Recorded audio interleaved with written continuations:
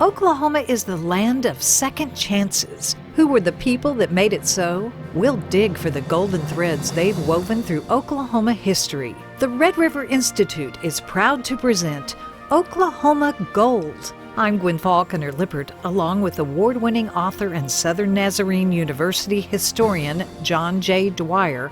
We'll find the golden nuggets of Oklahoma history here now. Oklahoma Gold.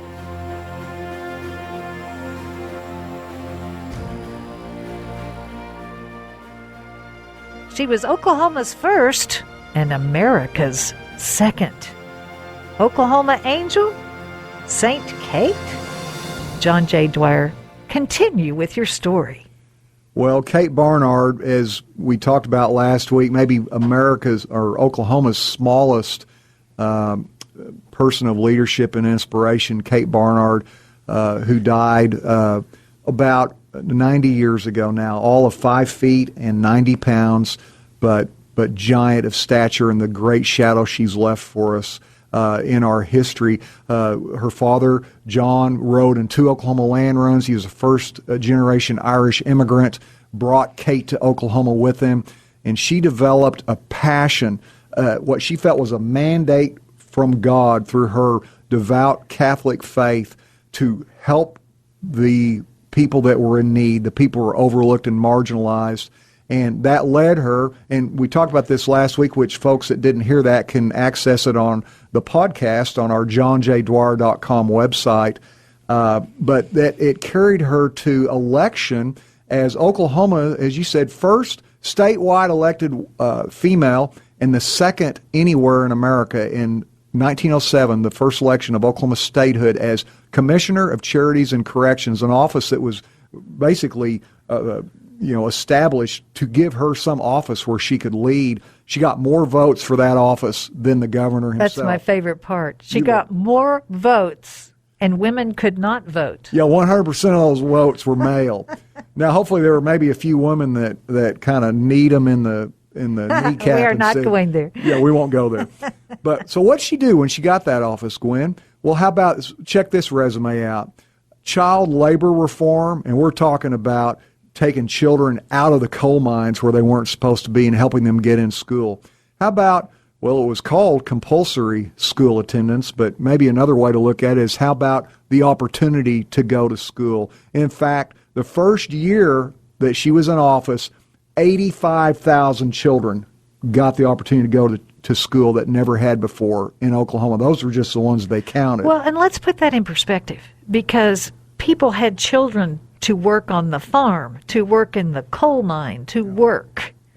So she made it possible for children to go to school and not have to work all the time. That's right, and I'm sure those of us that grew up in Oklahoma know that there's a heritage of sometimes at harvest time, the children, they'd knock off. Sometimes the schools would knock off for a couple of weeks. But I think the idea was, and a lot of these parents would say, I'm working in the coal mines to support you, but if all you ever do is work in the coal mines and you don't go to school, you and your children and your grandchildren are only going to be working in the coal mines. So she had a vision for raising people up to give them the opportunity. If they wanted to continue working in the coal mines, fine, but if they wanted to do something else, they'd have that opportunity. Speaking of children, how about establishing a juvenile court and reformatory system for young offenders? Wasn't there before Kate Barnard in Oklahoma. How about separate jails and prisons for little boys and little girls and big people? A 15, 16-year-old boy who is in trouble be thrown in with hardened murderers and all sorts of other predators up to that point. They'd come out worse criminals than when they went in. She had a vision for separating them, and she did. How about orphanages, which Oklahoma did not have before? How about inspections of those mines, not just for the children, but the adults that were working down in those mines? Institutions for the mentally and physically disabled, a place that they would actually be serviced and catered to and not shunted away. We take these things for granted now. Kate Barnard pioneered them in Oklahoma. How about just generally improved labor conditions? A corporation commission, which we all agree is an important set of offices in Oklahoma to regulate business and industry. Those that are doing it the way they should, well, they don't have anything to worry about. Those that aren't, they should have something to worry about. And Kate Barnard carried the torch to get our corporation commission established. And then hugely, and this is where, after our break here in a couple of minutes, we're going to go, where the most popular person in Oklahoma, as can happen, and probably some of you out there listening know this, if you're faithful to your calling, you follow God and not man where necessary, popularity may not be your guiding mark or your touchstone. And when Kate Barnard, in her second term, because she was easily elected to a second four-year term in 1911, she began to turn her attention, in fact, the attention of the nation, to orphaned Indian children who were being defrauded of their mineral and property rights by their court-appointed guardians. You go, what are you talking about, John? Well, you'll remember that coming up to statehood, the tribal lands were split up and allotted, and land was given to each tribal member. And, of course, many of the children of those people inherited those. And what would happen is, sadly, as Angie DeBow, we mentioned her last week, wrote in her great landmark book, And Still the Waters Run, there would be people that would come in and take advantage of these children and give them virtually trinkets sometimes to sign a piece of paper deeding over their land. Well, Kate Barnard got all over that, and she went to war. But what she found as she did that was it wasn't just these unscrupulous speculators and hucksters that were taking advantage of the children. It went a lot higher than that. It went up a lot higher up the pipeline of the power in Oklahoma, I'm sad to say, including many of our elected leaders in that generation. So more about that in a moment. But finally, she paved the way for Oklahoma women to participate in social reforms such as these and others. Now, one of my favorite Kate Barnard stories, I think we've got just enough time before the break. Kate Barnard heard that the prisoners of Oklahoma that were being put in prisons in Kansas because we had not had a chance yet to build our own prisons, for our own criminals and lawbreakers. She heard that our prisoners were being abused in the Lansing prison in Kansas. She shows up on her own, unannounced, at this rough-hewn, they call it a hellhole of a prison, goes in there, and by force of 5', 90-pound personality, gets her way in there. And I think after we come back from the break, I'm going to talk about this because I'm going to read a little bit of a quote to tell you just what Kate Barnard found when she went into this prison in Kansas and basically went in there on a mission of mercy and rescue. Again, talk about the least of these. How about the people that have committed crimes and deservedly get put into incarceration because they've harmed others? But does that mean that they lose all rights of humanity? Well, they were up to that point, our people who had made mistakes. Kate Barnard, alone among Oklahoma's leaders, had the moxie to go up there on her own and confront the warden of this hellhole of a Kansas prison. John J. Dwyer will continue, stitching the past to Oklahoma's present. This is Oklahoma Gold.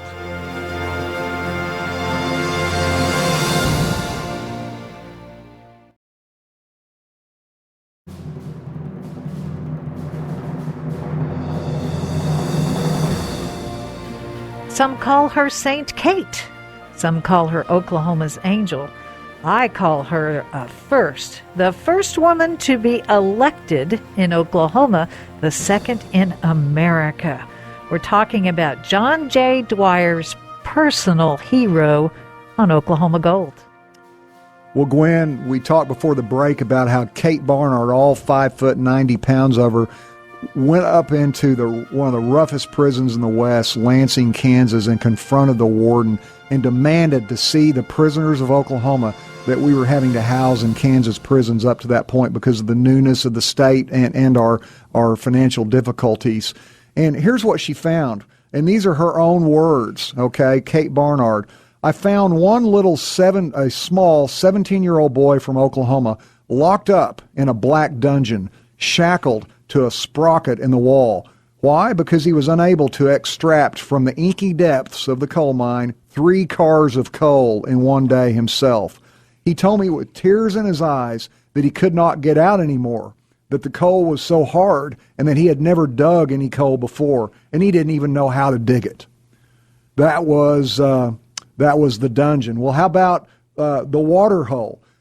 Kate Barnard again in her own journaling. Several prisoners complained of the water hole and the crib. Well, a coal-begrimed convict shot swiftly past me as I walked around the prison and silently, or almost silently, whispered, "See the water hole, girl, for God's sake, see the water hole." Well, the water hole was where they would dump prisoners in and practically drown them just to punish them. They would fill their nostrils and ears and mouth up in a small little compartment and to the point of drowning, and then they would pull them out. And then what about the crib? She heard about that too. What was the crib? According to Kate Barnard, the crib was a coffin-like structure constructed of slats about the size of a man. So picture yourself here in a coffin. And Kate Barnard said they would shackle the hands and feet of a man that they were upset with, mad about whatever, draw them in a knot at his back, and then throw him into this crib and lock the lid down, pinning him in this tiny coffin. Well, Kate Barnard went back and raised holy you-know-what in Oklahoma to the governor, Charles Haskell. The next thing you knew, there was a train load of Oklahoma marshals heading to Kansas with 5,000 portions of sandwiches and coffee to get our prisoners out of the Lansing prison in Kansas and transport them to McAlester, Oklahoma, where they built with their own hands. And by the way, there wasn't even a suggestion of escape. They were all so thankful to be out of the hellhole in Kansas. They built their own, the original Big Mac in McAlester, and Oklahoma began to house our own prisoners. And I want to, just in closing on that story, one of the prisoners in Kansas wrote a letter that he got smuggled out of the prison, and he asked, please deliver this to Kate Barnard wherever she is. And an excerpt from that, she said, already, ma'am, we have learned in the prison to call you not just jestingly, but reverently, our Kate, for your coming. While it is yet borne no fruit but thorns, which soon the fruit came, it was to us as the sudden appearance of a lighthouse in a stormy sea, a rose in a desert waste. We're stitching the past to the present. So that's how McAlester became our prison. How did her bronze get put in the state capitol? I mean, you can sit on a bench next to her. Next time, folks, which I encourage you, especially after the construction is finished at the Capitol, get out there and see the great works of Oklahoma's history and art on those walls. But the greatest, in my opinion, is Kate Barnard, friend of the friendless, person who, in fact, here you go. We were talking a moment ago, why is she memorialized in a bronze statue on a bench just inside the east entrance of the Capitol? She wrote this herself. From August 1905 to the present time, 60 little boys under 17 years of age have been incarcerated in the Lansing, Kansas penitentiary, all from Oklahoma. Think of the Savior that took little children into his arms and blessed them. What would we answer if he were to return now to the Lansing penitentiary and ask us Oklahomans, what are my little ones doing here? Kate Barnard was the person that went in and got them out. She was always getting people out and lifting people up. But our golden nugget today is a poignant one, Gwen, because would you be surprised to know that illness of many sorts, she had a variety of illnesses that eventually took her life with heart disease. She died alone. There was not even a relative to make funeral arrangements for her. Somebody stepped forward and did that for her at her death in 1930. But in her last will and testament, she wrote these words, a prayer. And her prayer was, in her words, Kate Barnard, Oklahoma's good angel, that the youth of the world may emulate me in dedicating their own lives to securing justice for the poor of their generation, as I did for mine. 7 Oklahoma governors were her honorary pallbearers. Now that's Oklahoma gold.